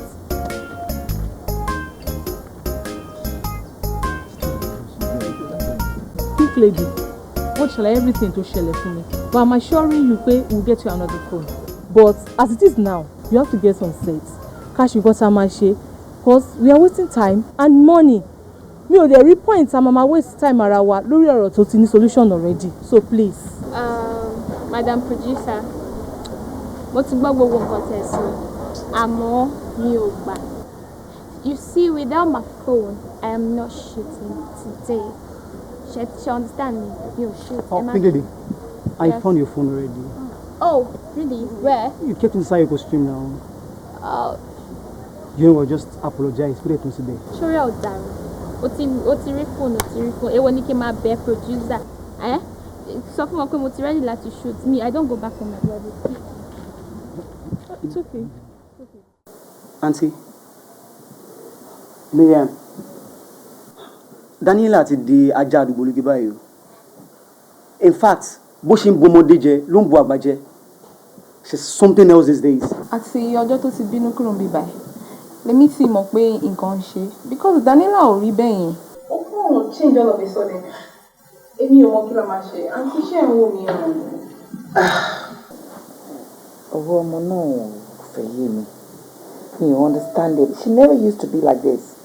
To say that I am disappointed in her will be an understatement. Hey, Stardom máa ń change èèyàn. Lọ́mọ tí ò lè sọ̀rọ̀ ẹnu ẹ̀ tán tẹ́lẹ̀ ló wá di ẹni tí gbogbo èèyàn complain nípa ẹ̀. Èmi mọ̀ kọ́ tẹ́lẹ̀ ṣe sí ọ eléyìí tí ó gbọ́ sí gbogbo èèyàn lẹ́nu yìí. Á bẹ́tà kẹ wá àwọn òbí ẹ̀ lọ kẹ lọ ṣàlàyé ọ̀rọ̀ yẹn fún un. Bí àdẹ̀gbọ́ sọ̀rọ̀ àwọn òbí ẹ̀ lẹ́nu àbí? Sòótọ́ lọ̀rọ̀ táwọn èèyàn máa ń sọ yìí pé tí yóò bá ti lówó lọ́wọ́ ìwà oníwà ló máa wò. Tó bá dé tán báyìí in fact she really disappointed me. No. Ó yá pé nọ́mbà last 3 digits. Okay, 005. 005. Siri. Wọ́n gbé. Ó yẹ kí n ṣì ní nọ́mbà PM Kẹ́hìndé Adéyẹmí yẹn. Yeah. Má worry, I have it.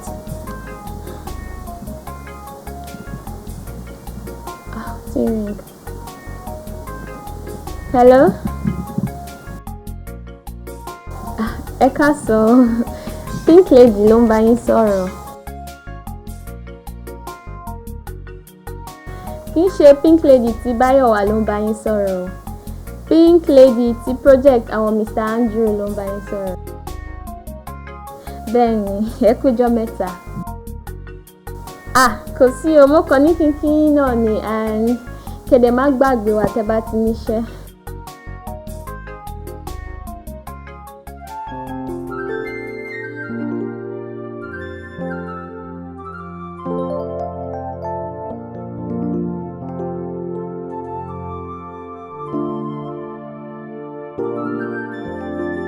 Hello?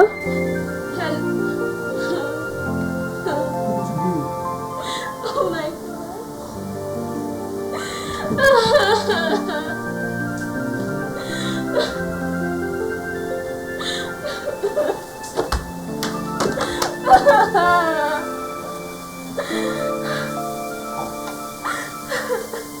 Ẹjọ́ Daniela Richard ni mo mú wá sórí tébù yìí.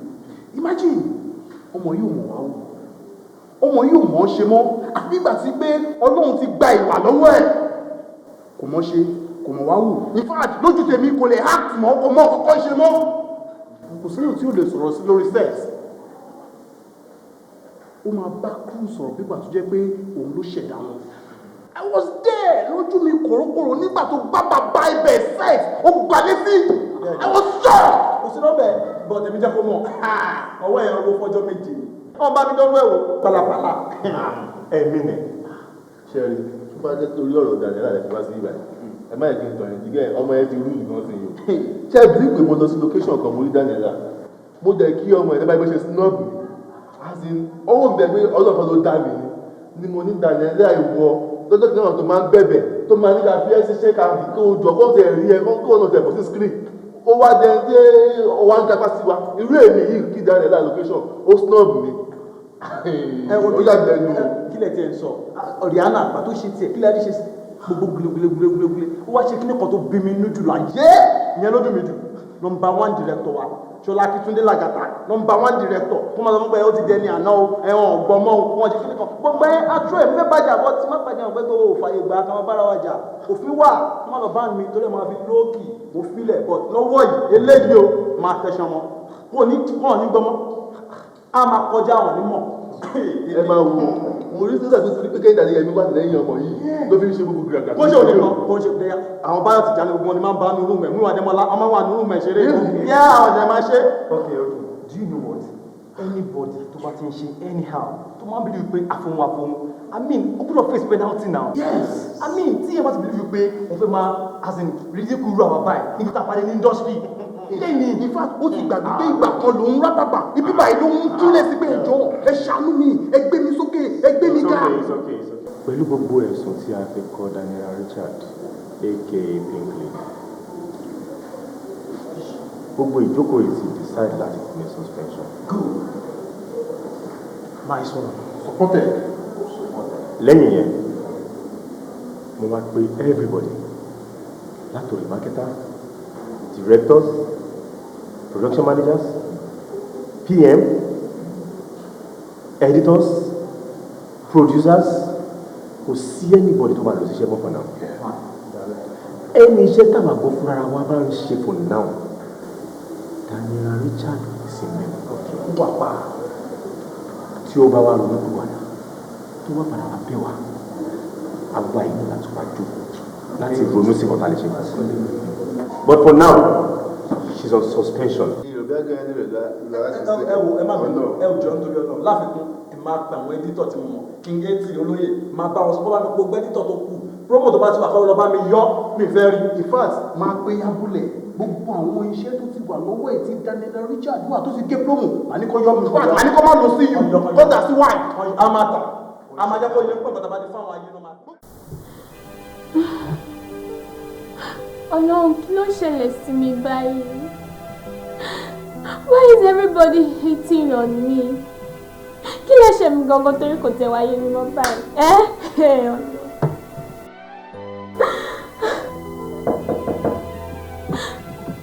Who's there?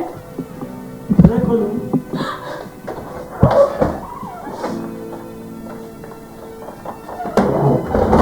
Good afternoon, Belinda. Manager, good afternoon. What can I do for you? Sorry for the time. You have to move for the time. Later. Why? You ask me why? Why don't you need for me later? Báwo ni wọ́n rí pé orúkọ ẹ̀ ọkọ̀ gbúdú sáré sẹ́yìn rẹ̀.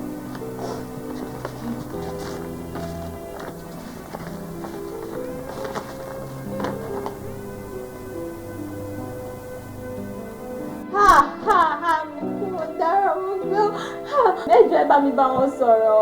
Ẹ bá mi bá wọn sọ̀rọ̀. Ọ̀rọ̀ mi ṣe wọ̀n ní àná. A kì í kúrò nílé báwo? Báwo ṣe kúrò nílé? A mọ̀ pé ó dára.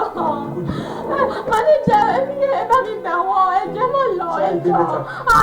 Títí bá mi ò yé.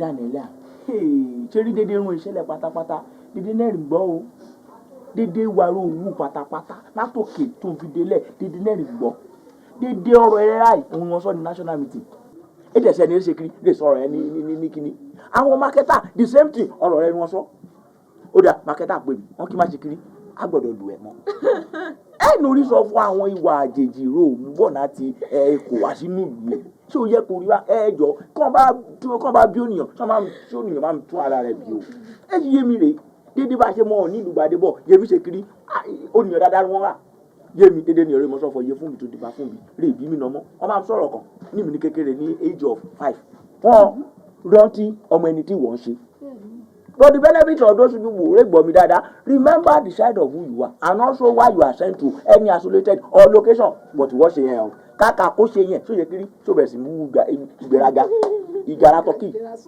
ìgbéra ṣẹ́kì kó bẹ̀rẹ̀ sí ṣe dédé náà ẹni rẹ̀ tó pàmò sọ̀rọ̀ sí ìyàwó tó yẹ kó rí wá ogún ọdún mélòó ìwọ ló ogún ọdún kan ọlọ́run máa ṣẹ̀ ní ẹni rẹ̀ máa lo ogún ọdún kan àwọn rẹ̀ jẹ́ òṣèré gidi ìjọba dédé nìyẹn mọ́ káàkiri ilé rẹ̀ ok láti kékeré mi ti bẹ̀rẹ̀ sí wò wọ́n àwọn ọba ẹni jíjẹ kó sọ̀kọ̀ níbẹ̀ àwọn ọba ẹni ọ̀gá Bello Adébáyọ̀ Sàlámì wọ́n wà níbẹ̀ wọ́n ṣe kiri wọ́n gara wọ́n ṣe kiri wọ́n lọ́ra àwọn ọba ẹni rẹ̀ jẹ́ lọ́fọ̀ ẹ̀dá onílé-ere nìbàdàn wọn níbẹ̀ lè jẹ́ lọ́wọ́ kó ní òtútù ọwọ́ ọ̀ya ẹ̀jẹ̀ káwọn abọ́nọ̀dà àwọn òrìjìrì jẹ́ obìnrin Tóyìn Afọláyan kó má wà níbẹ̀ Ìdòwú Phillips ìyẹn má níbẹ̀ lè ṣe bẹ́ẹ̀ dènà ọjọ́ secondary celebrating London 75 years old wọ́n ti ń pè Fáwọsátù Balógun ó má níbẹ̀ má sọ fún òun gara òun ní ogo DC museum sọ ẹ̀ wọ́n ṣe kiri wọ́n jí mi ẹ̀sìn sí Ọlọ́run máa tún ṣe kiri ó má jẹ́ kó máa ẹ̀sìn sí tàyíráyé ìwọ wà ní ogo wà bẹ́ẹ̀ sí ń gara ò bẹ́ẹ̀ sí ń wúlé tí òun sọ̀rọ̀ sí ẹni yà bẹ́sìn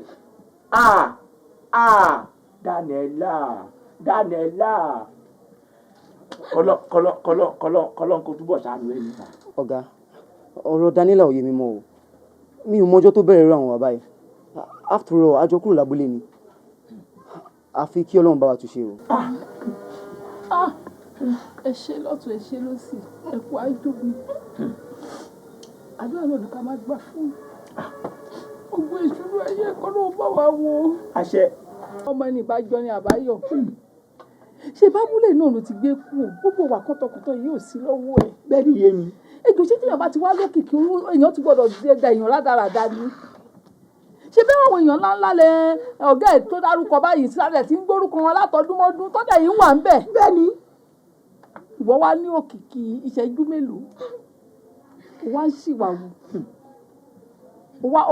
ó wá sọ̀rọ̀ ẹ̀dọ̀ ọmọ tí ò níbi tí ò níran wọn ní bíbí rẹ̀ ò ṣe fowó ra ní tó bá bíyàn èèyàn ń tún rẹ̀ bí ni. bẹ́ẹ̀ ni yé mi. tó bá ń dùn lẹ́nu káyà máa rò pé bó ṣe ń dùn yẹn náà ló wọ́n máa dùn lọ wọ́n máa rántí ọmọ ẹni tó ń ṣe ni ó wá dójú tì mí lábúlé ẹsẹ̀ mi wá wọlé ìwọ tó yẹ pé tẹ́lẹ̀ lábúlé báyìí fúnbọ́ tó gbọ́dọ̀ gbọ́rọ̀ àbí kọ́ máa wo tẹlifíṣàn kan rí ẹ báyìí aṣọ yìí mi báyìí gbọ̀rọ̀gbọ̀rọ̀ ni ó wá fẹ́ sọ̀rọ̀ ẹni táyé fọwọ́ tì ẹ́ gbẹ́ ẹ wò àdúrà ní ràmá máa ṣe kiri ràmá máa gbà o the only thing I need is of mercy and goodness kó máa ṣe kiri kó máa tẹ̀lé ẹ̀ nítorí sọ́kọ́ dédé ń rèdè wà ń lẹ́yìn èmi mọ̀ bí mi ṣe máa fẹnu kó o dédé gbìyànjú àmọ́ sọ àdúrà àṣàkà máa gbà kọ́lọ́n kó ṣe kó bójú àánú ògbéraga gbé ogún ọdún kan. wọ́n tó ti kúrò lábúlé táyà ara abúlé ń fọlẹ́ ìtọrọ. ẹ yé mi náà àjókòó síbẹ̀ dédé àwọn èèyàn nìkan jà ẹsẹ̀ ní èyí. ipò ọmọgùnì amọ̀gùnì gàlẹ́gàlẹ́ agbóró apani bí ọtí ó ti gbàgbé pé ipò lè fónípò sílẹ̀ agbára lè tó ó lè tó bó pẹ́ bóyá o no condition is permanent o òkété tí ború náà ojú ọdẹ dá what goes around comes around. abẹ́rẹ́ ibi lẹ́wà ibi láti bá yín lójú ara ẹ̀ ń sìn ó ti win ó ti achieve èmi ó ti achieve purpose ẹ̀ lórí Daniela àbí ó fi pé ó kàn lè wá sínú ayé ẹ̀ wá ba ayé ẹ̀jẹ̀ àbí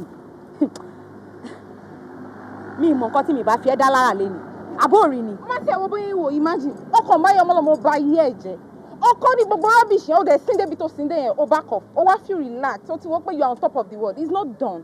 ṣebí nǹkan tó fẹ́ achieve láyé ẹ̀ náà nìyẹn ó kọ ní gbó ó kọ ní sìgá bó ṣe máa ní ìgbéraga see you I want you. ẹ kí ló fẹ́ nà lára. wo we won't stop embarrassing you gbogbo ibi tá a bá ti mú ẹ báyìí a máa kàn máa embarrass ẹ gbogbo nǹkan tó ń jó ẹ lọ́wọ́ tó fi jólè yẹn ọlọ́run jọ ìyá alájà mẹ́tàlá fún àwọn fọ́fọ́fọ́ padà ẹ̀ ọlọ́run jọ wọn ní èlé ṣùgbọ́n tó bá yẹ pé ọwọ́ èèyàn rọra kàn mí díẹ̀ ni máa jẹ́ kí wọ́n rí ẹ̀ ní wòwò ó sì lẹ́nu ọ̀rọ̀ máa jẹ́ kí wọ́n rí ẹ̀ ní wòwò because ẹ ní ọpọlọ ẹ ní ọpọlọ rárá yìí níbi because tó bá yẹ pé ní ọpọlọ ni excuse me I'm coming excuse me are you blind ṣe bẹ́ẹ̀ ráwọn náà ó ti yá sórí ṣé Daniela jẹ́ bébì àbójú ọmọ owó ojú ọmọ kókó tó máa sọ pé ṣe báyìí o kọ́wọ́ sínú náà tó máa kọ́wọ́ sínú orí yín ò pé. but you are in this limelight before her. ẹjọ́ ẹ̀kọ́ Daniela ló fún ẹ lọ́rọ̀ sọ ṣé bẹ́ẹ̀ rí kiri náà. òun tó tẹ̀lé ni onírànà kí ni Daniela rí lára girl yìí náà. kò kí ṣẹjú ẹ̀ náà Daniela I don't know. I should have slapped her. kí ló fẹ́ nà lára ẹ̀ eléyìí kò máa dákulẹ̀ ní ó kò máa dáràn sí yàn lọ́rùn just let her be. bí mo ṣe ń sọ lọ I'm surprised because till now she beats imagination me. The Daniela I know will not for any reason ever since mo ti notice wọn àti And what's her name? Rihanna. I called her. And I spoke to her. Although baby, you very well lady get join. Come on, in your my body. Disobedience about it is one. Go. She decided to do what she feels like doing and results really right. And in Kotio the money, the Rihanna, what's the girl's name? Kò ní any good plans for him. Come on. Miriam ló yẹ Kemi mọ̀. With the plans to Rihanna any phone is to bring her down. Because the Rihanna girl herself is down. Auntie, Sherry Lady Rihanna kò ní good reputation rárá ni. Wọ́n try láti lay Daniela out of the market ni o with her negative attitude. Kékeré ni nǹkan tójú ẹ̀rí yẹn. Nǹkan tí mo ṣe máa ṣe fún. No, you don't need to go through that means. Ìyẹn ò solve problem to one lay now. Wọ́n ti sọ pé ajẹgbodò ó máa wáyàn kúnra ni. Èèyàn ló máa lo common sense there to avoid the but at the same time kí lè fi ìpàdé ṣe sọ̀rọ̀ tó wà lẹ́yìn. Back on the phone ọ̀wà ká máa wúrọ̀. I should be asking you that question. Really? Because èmi ò sí nínú industry, I don't know how it works. Because Daniela tí mo ṣe ń wò she's really going astray.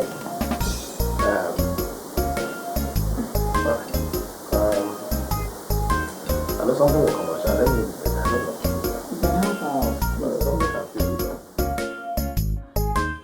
Ẹ ṣé o bàbá mi. Ẹ̀yin ọ̀rẹ́ náà dúpẹ́ lọ́wọ́ yín gbogbo yín ẹ ṣé mi. Ẹ kú dìde. Ẹ gbàgbé Daniela, ẹ dẹ̀ tún padà láti wá wò lábúlé. Ọlọ́run ní gbàgbé ẹ̀yin náà. Ọlọ́run àwọ̀ èèyàn Ọlọ́run dá yín sí. Àwọn òbí yín á gèrè yín o. Ẹ ṣeun dúpẹ́ bàbá mi. Ọlọ́run máa ràn yín lọ́wọ́ ẹ ṣé. Daniela, báwo wà ní báyìí?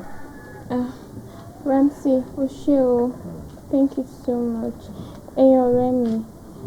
Ọlọ́run á dúró tì yín. Pẹ̀lú gbogbo ìwà tí mo wù sí yín, ẹ ti ẹ̀rọ ti wà mí. Ẹ ti wá wò mí lábúlé. God bless you guys for me. Amen. Pẹ̀lẹ́, Ọlọ́run ló pé tí ẹ níyà. Èmi àti àwọn ọ̀rẹ́ sọ̀rọ̀ so we felt tí wọn ò bá pèèyàn síṣẹ́ ṣé kò possible kí wọ́n máa promote rẹ̀. You should do movies of your own. Bàbá mi. Ó tọ́ ni gbogbo ọ̀rọ̀ tó ṣàlàyé kalẹ̀ yìí. Èmi ti ẹ̀rọ yìí pé bóyá ká máa kí n tẹ̀lé ká lọ bá bẹ̀bẹ̀ lọ́dọ̀ àwọn pípù. Ká bá bẹ̀bẹ̀ bóyá tí ẹ lè gbà padà wọ́n máa lò. Owó yẹn láti rìn mọ́ mi àti gbẹ gbẹ bẹ̀ bí ẹ ká bẹ̀ ẹ́ bẹ̀ láti bẹ̀. Àmúwò fíìmù tẹ wá ń sọ yẹn mọ̀ pé owó fíìmù ń ṣòwò kékeré. Bó ní ká ti rí àbí kí lè rò pé mo sọ. Bó lèmi tẹ ti fẹ́ rówó láti máa promote ara mi. Daniela, what are you saying? Come off it. Oh, need that to stress her right over that at all. We've talked about it, so Ramsey will take care of that. Okay, fine. Based on the content of the level, I mean, we could have around to more story, like good story writer, more story beautiful. So I give you money. I shoot to standard films. I mean, one way or the other, you creep into their mind again. Am I worried about what you have to from the screenplay? What you must, I will take care of it. I will finance it. Okay. No, but no, maybe. Mommy, oúnjẹ yín ti ready ma. O ṣé ìyá mi. O ṣé o. Kan oúnjẹ ti ready mo ti dúkọ́ sí ráìsì fún yín. O ti ní kẹ́ jẹun. Bàbá mi. O ní ṣiṣẹ́. Iṣẹ́ ò ní dà. Gbogbo tó ti mówó náà àgbà náà ní wọbẹ̀. Ó máa ga àwọn bí àjèrè ẹ̀. Àwọn òbí yín àjèrè gbogbo yín lágbára Ọlọ́run. Bẹ́ẹ̀ ṣe dúró tì mí yìí. Tẹ wò mí sùn tẹ ṣàánú mi Ọlọ́run á ṣàánú ẹ̀yin náà lágbára Ọlọ́run. Ẹ ní jìyà gbé o. Ẹ ṣé mo dúpẹ́ mú mi. This is my road to Stardom.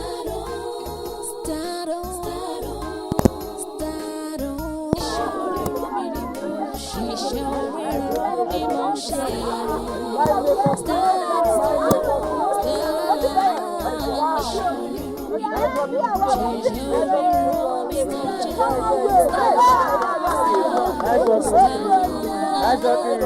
The rap on the set of Ayem.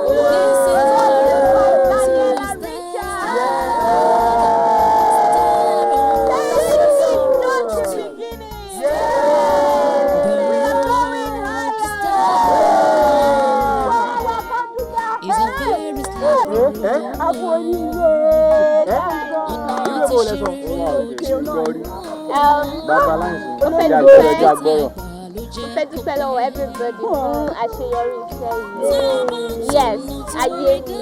Like it's not been easy actually, but this is a wrap. Àti career, Ọlọ́run ti bá wa ṣe. Mo dẹ̀ fẹ́ dúpẹ́ lọ́wọ́ olólùfẹ́ mi, Ramsey. I want to thank him for his support and for standing by me. Mo dẹ̀ fẹ́ dúpẹ́ lọ́wọ́ àwọn ọ̀rẹ́ mi méjèèjì, Mariam and Tọ́pẹ́. Welcome, darling. For standing by me and supporting me. You guys are truly my friends indeed. As a crew, and all my cast, I want to thank you. Thank you. You guys did, of course, you're my crew. You guys did an amazing job on this. And to our viewers and fans out there, but confess of me, and to our viewers and fans out there, please keep watching and watch out for this movie titled ADENIYI. Mind-blowing blockbuster movie. Yeah. I believe you're going to enjoy it. And please don't stop supporting, don't stop buying our shoes. We love you. We love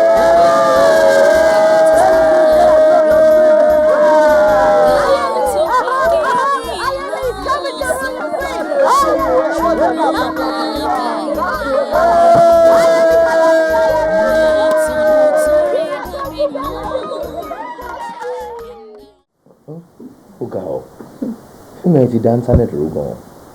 She don't disturb gbogbo YouTube. Can you imagine? 1 million likes and over 900,000 views.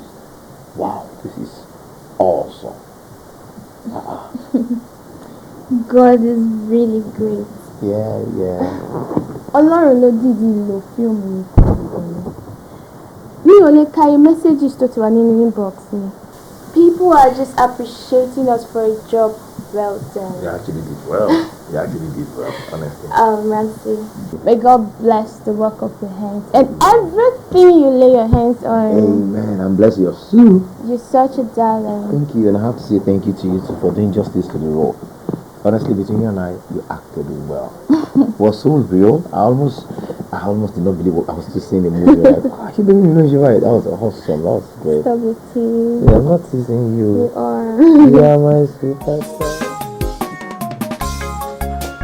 Madness. No go dey run show go buy now. Ateko mo ti set síbẹ̀. Let me show you lendo de. Let me show you lendo de. Ṣé máa ń wà ló ṣe ń wà ẹ́. Tó máa ṣọlá mi làkàtà máa pẹ̀ sí ṣe lé. Ẹ máa ṣe bí wèrè. Ṣé máa ń ṣe lẹ́yìn ṣiṣẹ́ yìí. Ajá àwọn nǹkan tẹ set. Ẹ máa wọ̀ nǹkan táwa set. Ṣé àjọmọdé set. Ẹ máa wọ̀ nǹkan tá mi set. Àwọn olórí ibú dédé. Láì lò ó ṣe. Continue to ṣe kíá.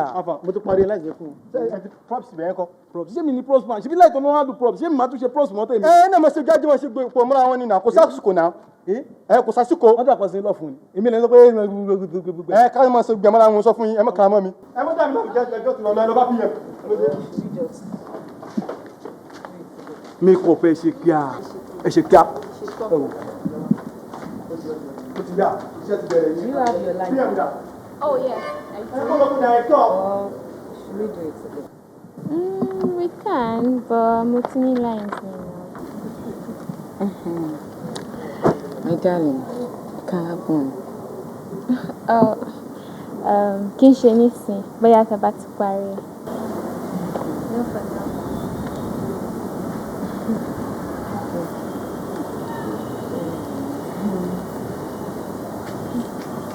Hello? Mo máa ṣe tán.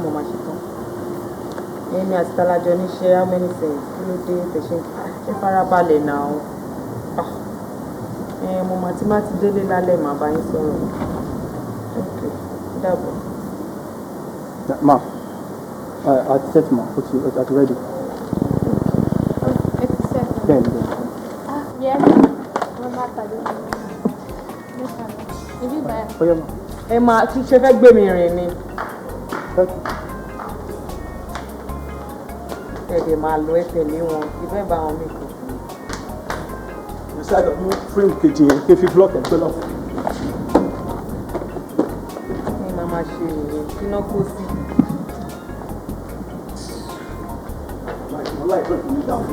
Gbé frame wà láti lè ṣá. pé máa yíwá òkè.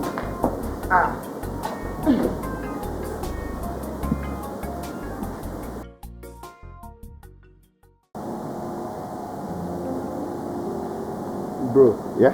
At this point, me, I'm gonna say my own goodbye. I've been expecting you to say it for long now. Don't think you're gonna say it forever.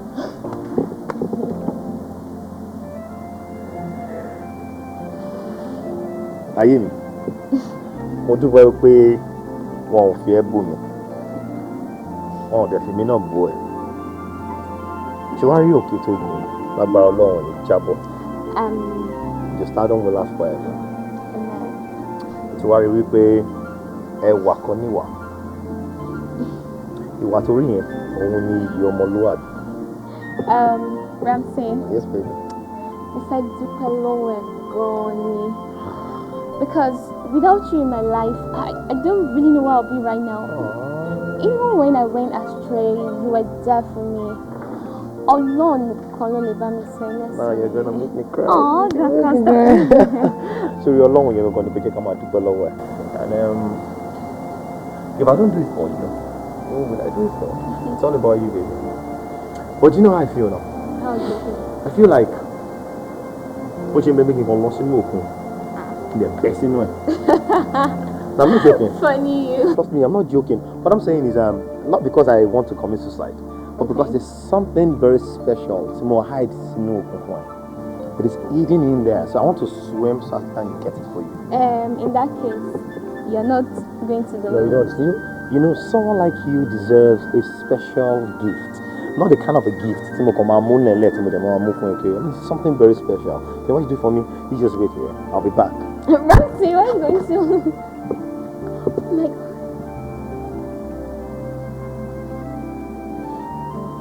Daniela, would you please borrow me your shoulder for a minimum of 70 years? I have gone far, I've gone wide, I've gone near. Mi ò rí ẹni tí ọkàn mi fẹ́ as much as I want you. Daniela, will you please marry me?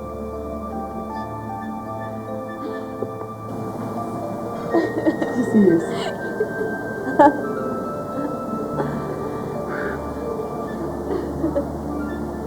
Oh my God, it's so beautiful. I love you too. Báyé báyé ó rọra ṣe o, bí ìgbà rẹ̀ bá dára ó rọra ló gbọ́n. Ilẹ̀ ọ̀gẹ́rẹ́ àfọkànyẹ̀rí, bó tilẹ̀ tó náà níyàn. It is easy to get to the top, but to maintain it, it's a very big task. Rọra, rọra, rọra ṣe o, rọra ṣe o, rọra tẹ̀lé lójú o, kó má bá yọ̀ gẹ̀rẹ̀rẹ̀, kó má bá yọ̀ gẹ̀rẹ̀rẹ̀, rọra, rọra ṣe o, rọra, rọra tẹ̀lé lójú o, kó má bá yọ̀ gẹ̀rẹ̀rẹ̀.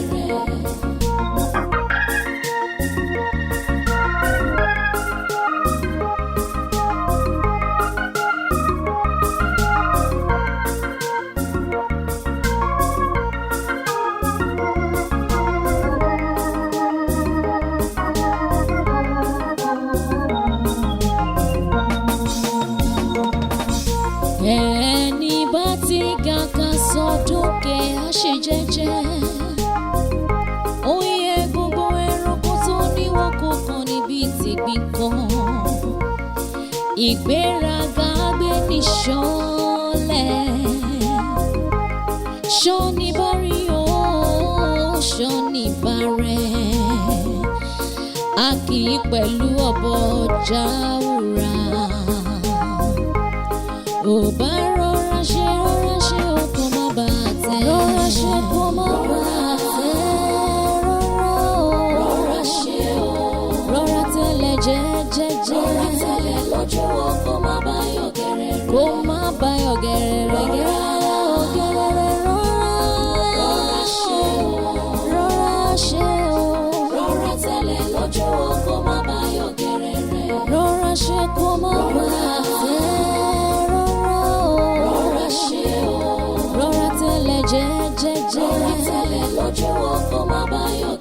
kó má báyọ̀ gẹ̀rẹ́rẹ́gẹ́.